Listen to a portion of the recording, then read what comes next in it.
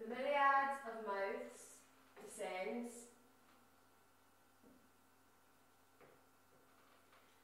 and the air around is designated a frontier.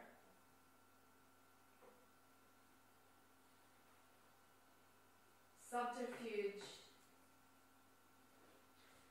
in a subterranean receptacle whose margins I will to be visible. I am petrified into a clumsy mass and mocked by the oscillating perimeters now encircling me.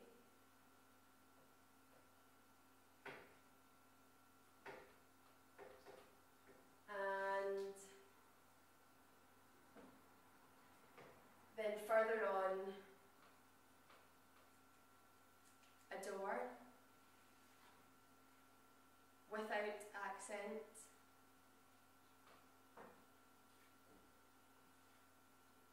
Vagrant utterings, crunchy, chewing on a head bone.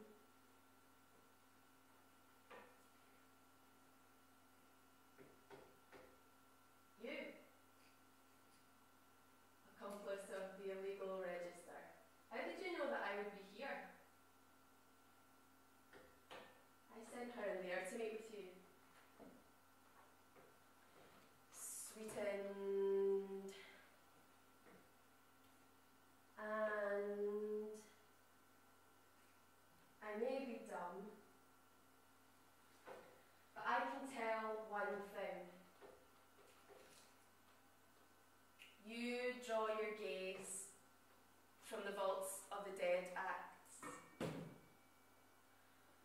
You call forth with your limpid fingers, beckoning tubes purloined from the sodden walls, and then ushered on to common places of double mouths.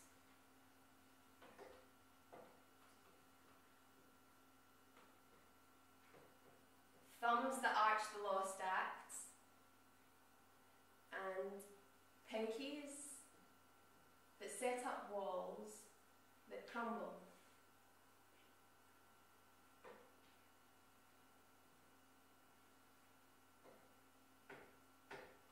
And another thing, jurisdiction.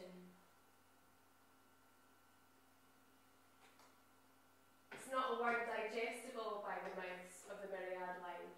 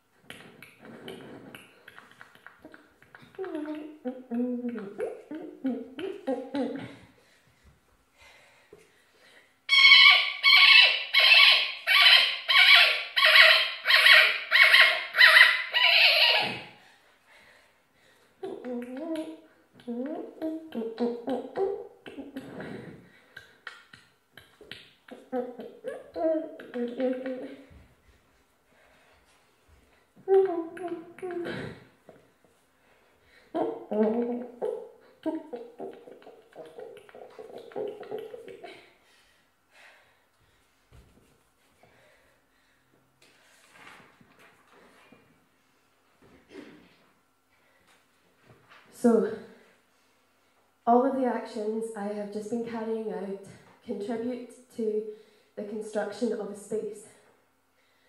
I'm now going to explain how I understand this, talking through each part of the performance in chronological order. There are 5 sections in this performance, and I'm going to refer to these as frames 1 to 5. I see these frames as being generated one on top of the other, so accumulation occurs sequentially. For me, the layering of these frames relates to an idea of how language is built, how it evolves through use, and how this evolution relates to the space the language is used inside. And by space, I mean both physically and theoretically. All of the following statements are merely one way of describing what has just happened. Frame 1. This lasted around 2 minutes. I walked in a rectangle, marking out the perimeters of the space whilst singing 2 notes. This singing was not amplified, making it more intimate. The frame had a warm-up feeling to it, most likely due to the simplicity of only singing 2 notes. this having connotations of a vocal exercise or warm-up. The purpose of this frame was to mark out the boundaries of the space in a formal way, so to build the walls, if you like. I also see it as the first layer or the first attempt at a kind of language for the space. Frame 2. This frame lasted around 3 minutes, as is the conventional length of a song. I see this frame as a kind of anthem. The first 2 notes explored in frame 1 were then the first 2 notes of this anthem and acted as a basis for the rest of the song. The song was sung in an indistinguishable jargon, and as is traditional, I adopted the role of the passionate female diva, representing the emotion of a people and their land, their history and their future, all wrapped up in a single patriotic song. I attempted to make full use of my full vocal range and ability to heighten the emotional dynamic of the singer-audience relationship. This was sung into a microphone, making the music available to an audience of a wider proximity. The dramatic and expressive physical movements I adopted in this frame embellished the hypothetical expression of this song. I see this frame as a second layer, contributing to a language being produced within this space.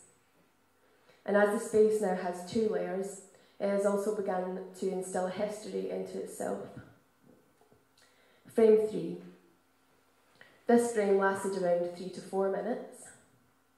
This was the first time in the performance that decipherable words were used, i.e. the English language. These words adopted the form of poetic language. This form might be seen as a conventional manifestation of how music might be interpreted into words. The final pose of the previous frame was held statically in my upper body throughout this frame. I then rotated on this stool like a revolving object to a statue.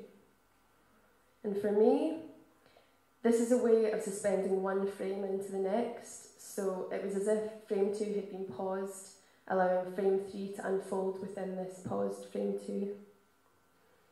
The content of this poem described the situation of being a body inside a space that had been constructed vocally. This could be seen as a confrontation or a conversation of sorts between the voice carving out the space and the figure now inhabiting the space. This frame was not amplified, and the history of this space was at this point now a layer further on again. Frame 4. This lasted 4 to 5 minutes. It was reliant on the use of a microphone to make the vocal techniques used effective. I moved around the perimeters of the space, adopting a very frantic dance-like movement. The vocals were dictated by these movements and consisted of a clicking beat with occasional singular notes interjected. Every time I reached the corner of one of the space, I stood very statically and made an extreme vocal sound. I was attempting to find a vocal noise that sounded more like a machine or an animal than a voice. I see this frame as being a retelling of the previous frames through experimentation with some of the more formal elements of sound and movement, 2 components which have been consistently featured in each frame. Frame 5. This now is frame 5. It will last in full around 7 to 8 minutes. And this frame could be understood as adopting a certain approach to logic. So I'm talking through each frame of the performance and describing, from the point of view of being the artist who made this work, how I understand each of the frames of the performance to work. However, this frame is exactly the same as each of the other frames in the sense that it redescribes everything that has come before it, just using a slightly different mode of language, and consequently contributing another layer to the narrative and the history of this postulated space. In this frame, I assume the role of myself.